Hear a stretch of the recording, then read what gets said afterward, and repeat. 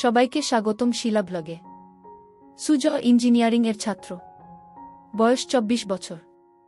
উড়িষ্যাতে 4 বছর হোস্টেলে থেকে ইঞ্জিনিয়ারিং পড়ে একটা সরকারি চাকরি করছে। গত বছরই চাকরি পেয়েছে আর এবছর কলকাতায় ট্রান্সফার হয়েছে। মাঝে মাঝে বাড়ি আসত এবং 4-5 দিন থেকে আবার ফিরে যেত। বাড়িতে সুজয়ের মা মালা দেবী থাকে। বছর দুয়েক আগে সুজয়ের বাবা মারা গেছে ক্যান্সারে। সুজয়ের পারিবারিক আয় ভালো নয়। সুজয়ের বাবা একটা সরকারি চাকরি করত। বাবা মারা যাওয়ার পরে সরকার থেকে কিছু টাকা পয়সা পেয়েছিল, যেটা দিয়ে সুজয়ের পড়াশোনা আর ওর মায়ের সংসার কোনোভাবে চলে যাচ্ছে। মালা দেবীর বয়স 42 বছর এবং খুব সুন্দর দেখতে, এবং এই বয়সেও নিজের যৌবন ধরে রেখেছে। মালা দেবী স্বামী মারা যাওয়ার পরে একাই থাকত আর মনে মনে ভাবত ছেলের কলকাতায় ট্রান্সফার হওয়ার পরে ছেলের একটা বিয়ে দিয়ে ছেলে বউকে নিয়ে সুখে শান্তিতে থাকবে। মালার এক বান্ধবী সুতপা মালার বাড়ির কিছু দূরেই থাকে। সুতপার স্বামী মিলিটারিতে কাজ করাকালীন মারা যায়। সুতপার একটাই মেয়ে সোমা। সুতপার বয়স 40 বছর আর মেয়ে সোমার বয়স 21 বছর, কলেজে পড়ছে। সুতপার আর্থিক অবস্থা অনেক ভালো, নিজেদের 2 তলা বাড়ি আছে। সুতপা মালাকে বলেছে যে সুজয়ের সাথে সোমার বিয়ে দিতে, কারণ সুজয়কে খুব পছন্দ সুতপার। সুজয়রা ভাড়া বাড়িতে থাকত। একটাই ঘর, রান্নাঘর আর বাথরুম। যেহেতু মালা স্বামী মারা যাওয়ার পরে একাই থাকত, তাই কোনো অসুবিধে হয়নি, কিন্তু এবার সুজয় ফিরে এলে একটা ঘরে কিভাবে চলবে সেটাই মালা চিন্তা করছিল। তাই একদিন মালা সুতপাকে এই কথাগুলো বলল। সুতপা সব শুনে বলল, মালা তোকে তো আমি বলেছি সুজয় কলকাতায় ট্রান্সফার হয়ে এলে এক শুভক্ষণ দেখে সুজয় আর সোমার বিয়েটা দিয়ে দেব, আর আমরা সবাই মিলে এই বাড়িতেই থাকব। এত বড় বাড়িতে শুধু আমরা 2 মা মেয়ে থাকি, তোরাও এখানে চলে এলে সবাই মিলে আনন্দ করে থাকা যাবে। মালা সুতপার কথা শুনে আনন্দে বলল, আমি ছেলে এলে ওর সাথে কথা বলে তোকে জানাবো। কিছুদিনের মধ্যে সুজয় ফোন করে জানালো যে শুক্রবার সে বাড়ি আসছে। প্রায় 8 মাস পরে সুজয় বাড়ি ফিরছে বলে সেদিন মালা ভালো ভালো রান্না করে রেখেছিল। তারপর স্নান করে একটা ভালো শাড়ি পরে ছেলের জন্য অধীর আগ্রহে অপেক্ষা করছিল। প্রায় 12টা নাগাদ সুজয় বাড়ির সামনে এসে দরজায় কড়া নাড়ল। মালা দরজা খুলে দেখল 4-5টা ব্যাগ হাতে আর কাঁধে নিয়ে সুজয় হাসি মুখে দাঁড়িয়ে আছে। ঘরে এসে ব্যাগগুলো নামিয়েই মাকে ধরল সুজয়। মালা ও সুজয়কে ধরে থাকল কিছুক্ষণ। তারপর ছেলের হাত থেকে নিজেকে ছাড়িয়ে মালা বলল, অনেক বেলা হয়ে গেছে সুজয়, যা স্নান করে নিয়ে আগে খেয়ে নে, তারপর না হয় ব্যাগগুলো থেকে সব বার করবি আর গল্প করা যাবে। সুজয় বলল, ঠিক বলেছ মা, খিদেতে পেট জ্বলছে, আমি তাড়াতাড়ি স্নান করে আসছি, তুমি খাবার বারো। এই বলে সুজয় বাথরুমে চলে গেল। ভেতরে দেখল ওর মা ওর জন্য একটা হাফ প্যান্ট আর তোয়ালে রেখে দিয়েছে। তাই দেরি না করে ভালো করে স্নান করে সুজয় হাফ প্যান্ট পরে খালি গায়ে বাইরে এসে দেখল মা খাবার বেডে মেঝেতে বসে আছে। সুজয় মায়ের উল্টো দিকে বসে খেতে শুরু করল।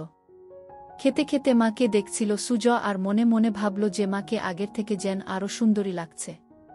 মালা সেটা দেখে জিজ্ঞেস করল, কি এত দেখছিস সুজয়? সুজয়, তোমায় দেখছি মা, তোমায় এই শাড়িতে খুব সুন্দর লাগছে। এটা কি নতুন শাড়ি? মালা, না রে, এটা পুরনো শাড়ি, তবে খুব কম পরেছি বলে এটা নতুনের মতো লাগছে। সুজয়, মা, চাকরি তো আমি পেয়ে গেছি, এবার আর তোমার কোনো দুঃখ রাখব না। মালা হেসে বলল, সে আমি জানি সুজয়, আমি এখন অনেক নিশ্চিন্ত যে তুই এবার আমাদের দুজনের সংসার চালাতে পারবি। এই শুনে সুজয় হেসে বলল, সে আর বলতে, আমার সুন্দরী মাকে আমি এবার থেকে সুখে রাখব। সুজয়ের কথা শুনে মালা ও হেসে উঠল। এইভাবে কথা বলতে বলতে দুজনে খাওয়া শেষ করল। মালা থালা বাসন নিয়ে রান্নাঘরে ধোয়ার জন্য চলে গেল। সুজয় হাত মুখ ধুয়ে ঘরে এসে ব্যাগ থেকে জিনিসপত্র বার করতে শুরু করল। একবার রান্নাঘরের দিকে তাকিয়ে ব্যাগ থেকে 2টা খারাপ বই তাড়াতাড়ি বের করে নিয়ে নিজের বইয়ের তাকে লুকিয়ে রাখল। কিছুক্ষণ পরে মালা ঘরে এসে বিছানায় বসল। মালা ছেলের সব জামা প্যান্ট একদিকে সরিয়ে রাখতে রাখতে বলল, তোর সব জামা তো পুরনো হয়ে গেছে, এবার কিছু নতুন কিনে নিস। সুজয়, ঠিক আছে মা, এ মাসের স্যালারি পেয়ে তোমার আর আমার জন্য নতুন ড্রেস কিনব গো। তারপর সুজয় সব জিনিস বিছানা থেকে সরিয়ে মালার মুখোমুখি বসে গল্প করতে শুরু করল। মালা, সুজয়, এখন তোর কিরকম লাগছে? পড়াশোনা করে চাকরি করছিস, এবার কলকাতায় ট্রান্সফার ও হয়ে গেল। সুজয়, সেরকম কিছু না, কিন্তু এবার থেকে তোমার সাথে থাকতে পারবো, এই জন্য আমি খুব খুশি। এই বলে মায়ের কোলে মাথা রেখে শুয়ে পড়ল। মালা ছেলের কথা শুনে খুব খুশি হল আর সুজয়ের মাথায় হাত বুলিয়ে দিতে লাগল। সুজয় শুয়ে শুয়ে মালাকে দেখছিল আর মনে মনে ভাবছিল মাকে সত্যি খুব সুন্দর দেখতে। এইভাবে কিছুক্ষণ থাকার পরে মালা হেসে বলল, সুজয়, এবার সুতপার সাথে কথা বলতে হবে তোর বিয়ের জন্য। সুজয় তখন মায়ের কোল থেকে মাথা সরিয়ে উঠে বসে বসে দুই কাঁধে দু হাত রেখে বলল, না মা, এখন নয়। এখন শুধু আমার সুন্দরী মাকে সুখী করার সময়, বউকে নয় গে। মালা হেসে বলল, আমি তো ভালোই আছি, এবার তোর একটা বউ এসে গেলে আমার অসুবিধা হবে আর তোর অসুবিধা হবে। সুজয় নিজের মুখটা মালার মুখের কাছে এনে বলল, আমাদের কি সুবিধা হবে মা, বউ এলে? মালা, আমার একটা গল্প করার সাথী হবে আর তোর চির জীবনের সাথী হবে। আর সত্যি বলছি, সোমা খুব সুন্দরী আর ভালো মেয়ে, তোকে খুব সুখে রাখবে। সুজয় একটা হামি দিয়ে বলল, আমি তোমায় সুখে রাখব, তাই তোমার আর কিছু লাগবে না। মালা সুজয়ের কথা শুনে একটু চমকে উঠে বলল, ঠিক আছে, এবার তুই একটু রেস্ট নিয়ে নে, আমি একটু বেরোচ্ছি, একেবারে বাজার করে ফিরব। এই বলে মালা উঠে দাঁড়িয়ে নিজের শাড়িটা ঠিক করতে লাগল। সুজয় উঠে দাঁড়িয়ে মাকে দেখতে লাগল। কিছুক্ষণ পরে মালা বাড়ি থেকে বেরিয়ে যেতেই সুজয় দরজা বন্ধ করে ঘরে এসে নিজের আরেকটা ব্যাগ খুলে খুলে মায়ের একটা ছোট জামা দেখে বার করে সেটা নাক দিয়ে গন্ধ নিতে থাকল। সুজয় হোস্টেল এ থাকাকালীন বন্ধুদের পাল্লায় পড়ে খারাপ বই পড়া শুরু করেছিল। সব সম্পর্কের মধ্যে মা ছেলে নিয়ে গুলো পড়তে বেশি ভালোবাসত। সেই জন্য ৮ মাস আগে যখন বাড়ি এসেছিল তখন মায়ের একটা ছোট জামা লুকিয়ে নিজের সাথে নিয়ে গিয়েছিল। তারপর থেকে হোস্টেলে সুজয় বই পড়তে পড়তে মায়ের ছোট জামাটা হাতে নিয়ে নিজেকে সান্ত্বনা দিত। যেহেতু খুব ক্লান্ত ছিল তাই মাকে চিন্তা করতে করতে কিছুক্ষণের জন্য ঘুমিয়ে পড়ল। তারপর কিছুক্ষণ পরে বাথরুম গিয়ে পেচ্ছাপ করতে গিয়ে দেখল বাথরুম মায়ের একটা ছোট কাপড় ঝোলানো আছে। মালা তাড়াহুড়ো সেটা সরিয়ে রাখতে ভুলে গিয়েছিল। সুজয় পেচ্ছাপ করে সেটা নিজের নাকে শুকে বুঝল এটা মায়ের ব্যবহার করা। সেটা মালা ধুতে ভুলে গেছে। সুজয় অনেকক্ষণ সেটা নাকে নিয়ে নিজের গন্ধ শুকতে লাগল। এবার নিজেকে আর কন্ট্রোল করতে না পেরে হাতের কাজে লেগে গেল। প্রায় 15-20 মিনিট ধরে চলল সেই কাজ। তারপর সেটা যেখানে ছিল সেখানে রেখে নিজেকে পরিষ্কার করে ঘরে এলো। মনে মনে অপরাধ বোধ হচ্ছিল নিজের মাকে নিয়ে এরকম ভাবতে, কিন্তু ও এটা বুঝতে পারল আজ সব থেকে বেশি তৃপ্তি পেয়েছে।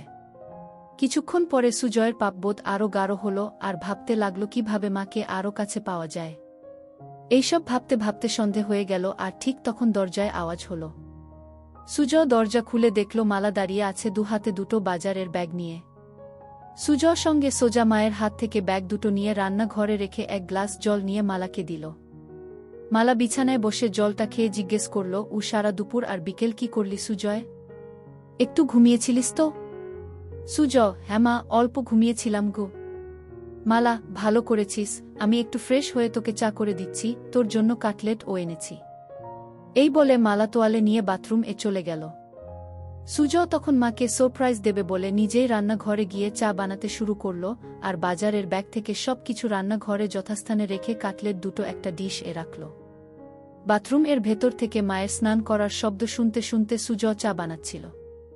এদিকে স্নান করতে করতে মালা হঠাৎ দেখে তার ছোট কাপড়টা দড়িতে ঝুলছে, সঙ্গে সঙ্গে চমকে গেল আর মনে মনে ভাবল, সব কিছু ঠিক জায়গা রেখে আসল জিনিসটা তাই বাথরুম ফেলে গিয়েছিল। সুজয় যে কি ভেবেছে কে জানে। নিজেকেই কিছুক্ষণ বকা দিয়ে স্নান করে তোয়ালেটা দিয়ে নিজেকে জড়িয়ে মালা বাথরুম থেকে ঘরে এসে দেখল সুজয় একটা ট্রে 2 কাপ চা আর কাটলেট সাজিয়ে বসে আছে। মালা হেসে বলল, বাহ, একবার চা বানিয়ে মায়ের জন্য অপেক্ষা করছিস, খুব ভালো। বউকে তুই খুব সুখে রাখবি গু। সুজয়, এখন তো মাকে সুখী করি, তারপর অন্য কেউ। মালা আলমারি থেকে একটা শাড়ি নিয়ে সুজয়কে বলল, আমি দরজাটা ভেজিয়ে দিয়ে রান্নাঘরের শাড়িটা পরে আসছি। সুজয় এগিয়ে গিয়ে মালার হাত ধরে বলল, তুমি এই ঘরে চেঞ্জ করে নাও, আমি রান্নাঘরে যাচ্ছি, তোমার হয়ে গেলে আমায় ডেকে নিও গিয়ে। এই বলে সুজয় ঘরের দরজাটা ভেজিয়ে দিয়ে বাইরে অপেক্ষা করতে লাগল। ছেলের ব্যবহারে মালা খুব খুশি হয়ে ঘরেই ড্রেস চেঞ্জ করতে লাগল। সুজয় দরজাটায় একটু ফাঁকা রেখে ভেজিয়ে রেখেছিল যাতে সেই ফাঁক দিয়ে ঘরে ভেতরটা দেখা যায়। সুজয় দরজার ফাঁকে চোখ রাখতেই ভিতরের দৃশ্য দেখে হতভম্ব হয়ে গেল। এদিকে মালা ততক্ষণে শাড়িটা পরে নিয়ে সুজয়কে ডাকল ঘরের ভেতরে আসার জন্য। সুজয় মায়ের ডাক শুনে একটু চমকে গিয়ে ঘরে ভেতরে এলো এবং হঠাৎ খেয়াল করল ওটা শক্ত হয়ে দাঁড়িয়ে আছে। কোনো ক্রমে এক হাত দিয়ে সামাল দিয়ে বিছানায় বসল। মালা তখন আয়নার সামনে দাঁড়িয়ে চুল আঁচড়াচ্ছিল, তাই ছেলের দিকে খেয়াল করেনি। সুজয় মালাকে ডাকল, এসো মা, চা আর কাটলেট ঠান্ডা হয়ে যাবে, খেয়ে নাও আগে গু। মালা, ঠিক আছে চল খেয়ে নি গি এই বলে বিছানায় এসে সুজয়ের মুখোমুখি বসল। দুজনে একসাথে কাটলেট আর চা খেতে লাগল। মালা, বাহ সুজ, চাটা তো খুব ভালো বানিয়েছিস। সুজ, তোমার ভালো লেগেছে মা? আমি হোস্টেলে মাঝে মাঝে নিজেই চা করে খেতাম গে। মালা হেসে উঠে সুজয়ের গালটা ধরে বলল, সত্যি ভালো হয়েছে, আমার ছেলে এখন নিজের খেয়াল নিজে রাখতে পারবে গু।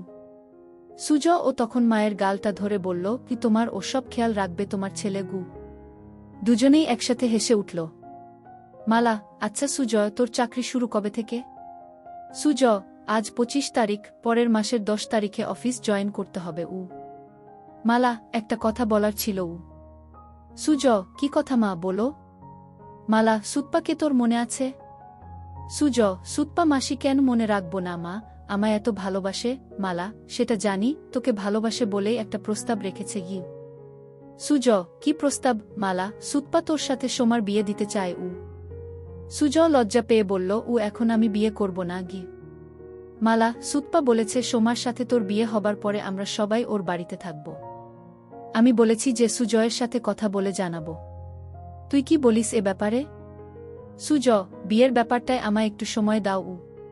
মালা, বুঝলাম ছেলের লজ্জা করছে, ঠিক আছে তুই সময় নিয়ে চিন্তা করে আমায় জানাস। কিন্তু আমাদের ঘরটা খুব ছোট দুজনের জন্য।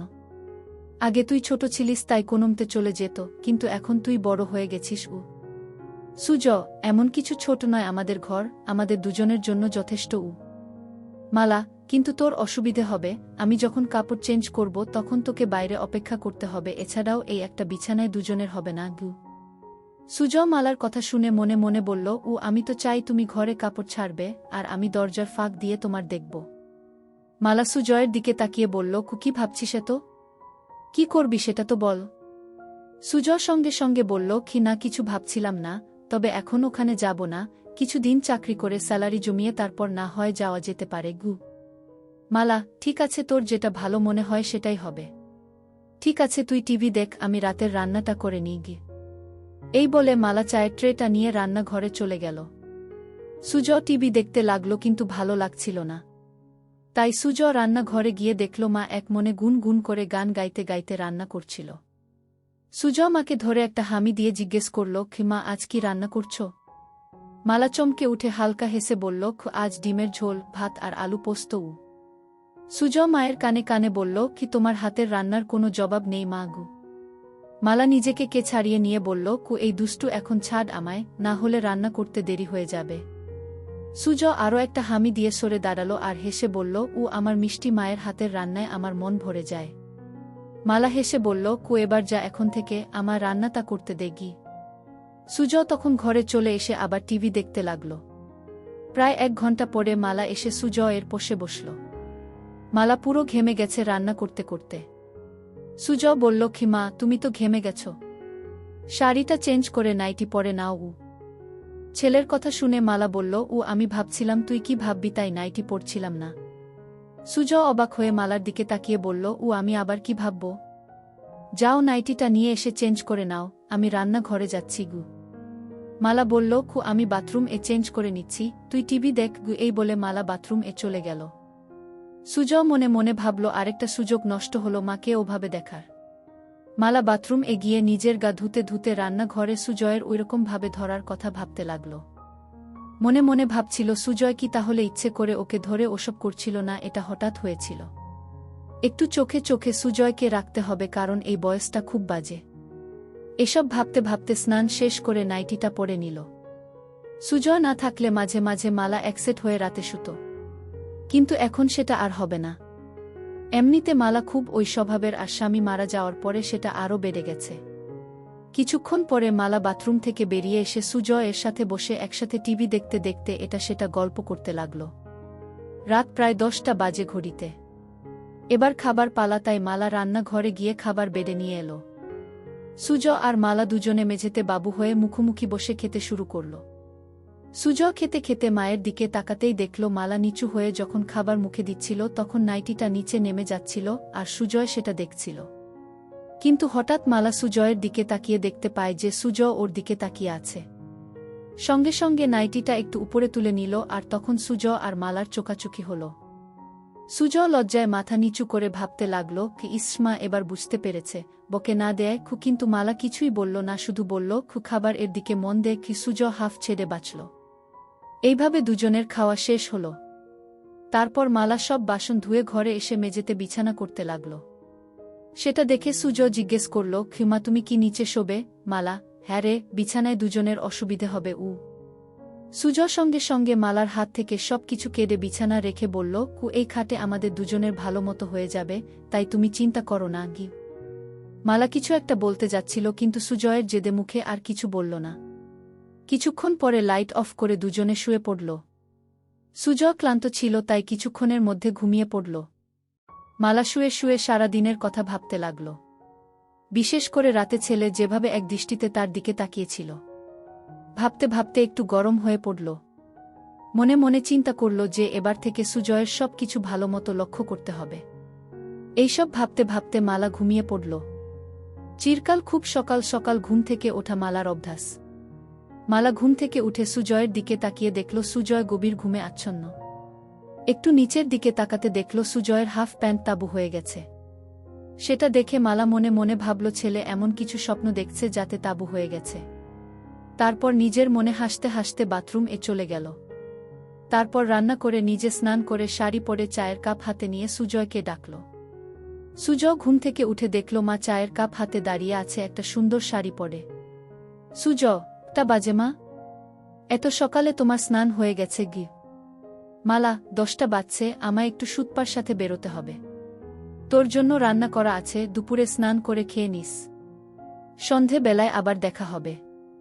সুজয়, ঠিক আছে মা, তুমি চিন্তা করো না। কাল তো রবিবার। মালা, কেন কোথাও বেরোবি নাকি গু? সুজয় মালার হাত থেকে কাপটা নিয়ে টেবিলে রেখে মালাকে ধরে একটা পাপ্পা দিয়ে বলল, কু দেখি কি প্ল্যান করা যায়। মালা নিজেকে ছাড়াবার চেষ্টা করে বলল, আবার দুষ্টুমি হচ্ছে, আমার শাড়ি নষ্ট হয়ে যাবে, এখন ছাড় আমায়, পড়ে ধরার অনেক সময় পাবি। সুজয়, তোমায় ছাড়তে ইচ্ছে করছে না মা গি, এই বলে আবার সুজয় মায়ের কোমলতা অনুভব করতে থাকে। মালার ভালো লাগছিল, কিন্তু ওর দেরি হয়ে যাবে, তাই জোরে করে সুজয়কে সরিয়ে দিয়ে বলল, আমি এবার আসি, বুঝলি, না হলে দেরি হয়ে যাবে, তুই সময়মতো খেয়ে নিস। সুজয়, ঠিক আছে মা, তুমি একদম চিন্তা করো না, সাবধানে যেও। এরপরে মালা নিজের শাড়িটা ঠিক করে সুজয়ের দিকে একটা হাসি দিয়ে ঘরে থেকে বেরিয়ে গেল, আর সুজয় দরজা বন্ধ করে ঘরে এসে চা খেতে খেতে চিন্তা করল কি করবে সারাদিন। কিছুক্ষণ বসার পরে আলমারিটা খুলে মায়ের ছোট কাপড়গুলো বের করে বিছানা রাখল। দেখল সেগুলো অনেক পুরনো হয়ে গেছে। কিছুক্ষণ নাক দিয়ে সবগুলো শুকে আবার যথাস্থানে রেখে দিয়ে আলমারিটা বন্ধ করে দিল সুজয়। তারপর সুজয় ঘরটা আর রান্নাঘরটা পরিষ্কার করল। সুজয় মনে মনে একটা মতলব করল কি করে মাকে প্রতিদিন একসেট দেখা যায়, কারণ শাড়ি চেঞ্জ করার সময় বেশিক্ষণ দেখা যায় না। তাই ভাবল বাথরুম এ একটা ফুটো করতে পারলে স্নান করাটা ভালো মতো দেখতে পাবে। একটা হাতুড়ি আর পেরেক নিয়ে বাথরুমের দরজায় সুজয় একটা ফুটো করে দিয়ে দেখল যে ফুটোটা একদম সঠিক জায়গায় হয়েছে, যেখান থেকে ভিতরের দৃশ্য স্পষ্ট দেখা যাবে। তারপর স্নান করে খেয়ে নিয়ে একটু ঘুমোতে গেল সুজয়। ঘুম থেকে উঠে দেখল যে সন্ধে হয়ে গেছে আর মালার আসার সময় হয়ে গেছে। কিছুক্ষণের মধ্যে দরজায় আওয়াজ শুনে সুজয় দরজা খুলে দিয়ে দেখল মালা এসেছে। ভেতরে এসে মালা বলল, সুজয়, দুপুরে খেয়েছিলিস তো? সুজয়, হ্যাঁ মা, খেয়েছিলাম। তোমার দিনটা কেমন কাটল? মালা বিছানায় বসে ফ্যানের হাওয়া খেতে খেতে হেসে বলল, আমার আবার দিন কেমন কাটবে, যেরকম কাটার সেরকম কেটেছে। সুজয়, তুমি যাও বাথরুম এ ফ্রেশ হয়ে এসো, আমি চা বানাচ্ছি গু। মালা সেটা শুনে বাথরুম এ চলে গেল আর সুজয় ও রান্নাঘরে চলে গেল। মালা বাথরুম এর দরজা বন্ধ করতেই সুজয় দরজার ফুটো চোখ রাখল। সুজয় হা করে শুধু দেখতে লাগল নিজের মাকে আর এক হাত দিয়ে হাতের কাজে মনোযোগ দিল। এদিকে গ্যাসে জল গরম হয়ে ফুটছে, তাই তাড়াতাড়ি চা বানানোতে মন দিল। কিন্তু কিছুতেই নিজের মন থেকে মায়ের ওই রূপটা মুছতে পারল না। কিছুক্ষণ পরে সুজয়ের চা বানানো শেষ হল। এদিকে মালার স্নান হয়ে গেছে আর মালা বাইরে এলো। ঘরে গিয়ে মালা চুল আঁচড়াতে লাগল আর সুজয় চা নিয়ে এসে বিছানায় বসে মালাকে দেখছিল। মালা আয়নায় সেটা দেখে সুজয়কে জিজ্ঞেস করল, সারাদিন কি করলি? সুজয়, ঘর রান্নাঘর পরিষ্কার করলাম, আর মনে মনে বলল বাথরুম এর দরজায় একটা ফুটো করলাম তোমায় দেখব বলে। মালা চায়ের কাপটা হাতে নিয়ে রান্নাঘরে গিয়ে দেখল ছেলে সব ভালোভাবে পরিষ্কার করেছে, আর তারপর ঘরে এসে এদিক ওদিক দেখে বলল, কি বাবা, তুই তো সব পরিষ্কার করে দিয়েছিস, আমার লক্ষ্মী ছেলে। এই বলে চায়ের কাপটা টেবিলে রেখে দুহাত বাড়িয়ে বলল, ও আমার সোনা ছেলে, আয় আমার কাছে। সুজয় সঙ্গে সঙ্গে মালার কাছে ছুটে গেল। কিছুক্ষণ ধরে থাকার পরে দুজন আলাদা হল। তারপর মালা রান্নাঘরে চলে গেল রান্না করতে, আর সুজয় টিভি দেখতে লাগল। কিছুক্ষণ পরে রান্না শেষ হলে দুজন একসাথে খেয়ে নিল। আজ ও সুজয় একইভাবে মালার দিকে তাকিয়ে গভীর খাজ দেখছিল, আর আজ মালা সেটা লক্ষ্য করল কিন্তু কিছু বলল না। এইভাবে খাওয়া শেষ করে মালা আর সুজয় বিছানায় শুতে এলো। দুজনে পাশাপাশি শুয়ে আছে। ঘরে নাইট বাল্বটা জ্বলছে। মালা চিন্তা করছে সুজয় কেন বারবার ওর দিকে তাকিয়ে থাকে। সুজয়ের মাথায় শুধু স্নান করার দৃশ্যগুলো আসছিল। এইভাবে দুজন ঘুমিয়ে পড়ল। মাঝরাতে সুজয় টয়লেট এগিয়ে ফিরে এসে নাইট বাল্বের আলো দেখল নাইটিটা উপরে উঠে গেছে। সুজয় আস্তে আস্তে মালার কাছে এসে মালাকে দেখতে লাগল। তারপর সুজয় মায়ের দিকে তাকিয়ে দেখল মা গভীর ঘুমে আচ্ছন্ন, তাই সাহস করে মায়ের কাছে এগিয়ে গিয়ে গেল। খুব ভালোই লাগছিল সুজয়ের। হাত দিতেই সঙ্গে সঙ্গে মালা একটু নড়ে উঠল। সেটা দেখেই ভয়ে সুজয় তাড়াতাড়ি হাত সরিয়ে নিয়ে বিছানায় শুয়ে পড়ল। মালা তখন পাশ ফিরে শুল। সুজয় আর কিছু না করে আস্তে আস্তে ঘুমিয়ে পড়ল। পরের দিন সকালে মালা ঘুম থেকে উঠে তাড়াতাড়ি নিজেকে ঠিক করে নিয়ে ছেলের দিকে তাকিয়ে দেখল ছেলে উপুড় হয়ে ঘুমে মগ্ন। তারপর বাথরুমে চলে গিয়ে নিজেকে ফ্রেশ করে মালা চা বানাতে লাগল। সুজয় উঠে ড্রেস চেঞ্জ করে চা খেয়ে বাজারে চলে গেল। মালা ভাবতে থাকল, কি হচ্ছে এসব? হোস্টেল থেকে ফেরার পর থেকে সুজয়ের আচরণে কেমন পরিবর্তন এসেছে। এসব ভাবতে ভাবতে ঘরে গিয়ে বসল। বাজার যেহেতু অনেক দূরে, তাই সুজয়ের ফিরতে ফিরতে আরও 1-2 ঘন্টা লাগবে। এদিক ওদিক দেখতে দেখতে হঠাৎ দেখল সুজয়ের বইয়ের তাকে বইগুলো কেমন যেন অগোছালো আছে। তাই মালা বইগুলো তাক থেকে নামিয়ে ঘোচাতে লাগল, আর মনে মনে ভাবল ছেলে ঘর রান্নাঘর সব পরিষ্কার করেছে, অথচ নিজের বইয়ের তাক সাজাতে ভুলে গেছে। একটার পর একটা বই সাজিয়ে রাখতে রাখতে মালা দেখল একটা মোটা বইয়ের ভেতর কিছু যেন আছে। বইটা খুলতেই দেখল একটা পাতলা বই মলাট দেয়া। মালা ভাবতে লাগল, কি বই যে মোটা বইয়ের ভেতরে সুজয় রেখেছে। গল্পের বইটা হাতে নিয়েই একটা পাতা উল্টোতেই কভার ফুটো, আর নাম দেখে মালা চমকে উঠল। বই এ যা দেখল তাতে তো নিজের চোখকে বিশ্বাস করতে পারছে না। এও কি সম্ভব? পাতা উল্টাতেই দেখল মা আর ছেলের গল্প। সূচিপত্র দেখে আরেকবার চমকালো মালা। একটা গল্পের কিছুটা অংশ পড়ল, অবাক হয়ে ভাবতে লাগল এটা কিভাবে সম্ভব, আর সুজয় এই বই পেল কোথায়? তাহলে কি এসব গল্প পড়েই সে আমাকে নিয়ে ওসব কথা ভাবে? মালা বিছানায় শুয়ে শুয়ে দুটো গল্প শেষ করল এবং এতটাই গরম হয়ে গেল যে বিছানায় শুয়েই। তারপর বইটা জায়গা মতো রেখে দিয়ে বাথরুম এ চলে গিয়ে মালা নিজেকে পরিষ্কার করল। তারপর ঘরে এসে বসে চিন্তা করতে লাগল। অনেক দিন পরে আজ মালা খুব উত্তেজনা অনুভব করল। হঠাৎ দরজার আওয়াজ শুনে মালা দরজাটা খুলে দেখল সুজয়। সুজয় ভেতরে এসে মাংসটা মায়ের হাতে দিল। মায়ের দিকে তাকিয়ে দেখল মায়ের কপালে ঘাম, আর মায়ের চোখ মুখটা কেমন যেন লাগছে। সঙ্গে সঙ্গে সুজয় মায়ের দুগালে দুটো হাত রেখে জিজ্ঞেস করল, খিমা, তোমার কি শরীর খারাপ লাগছে? এত ঘেমে আছো কেন? মালা ঘাম মুছে বলল, কিছু না সুজয়, গরম পড়েছে তো তাই। সুজয় তখন বলল, ঠিক বলেছ মা, আজ বেশ গরম।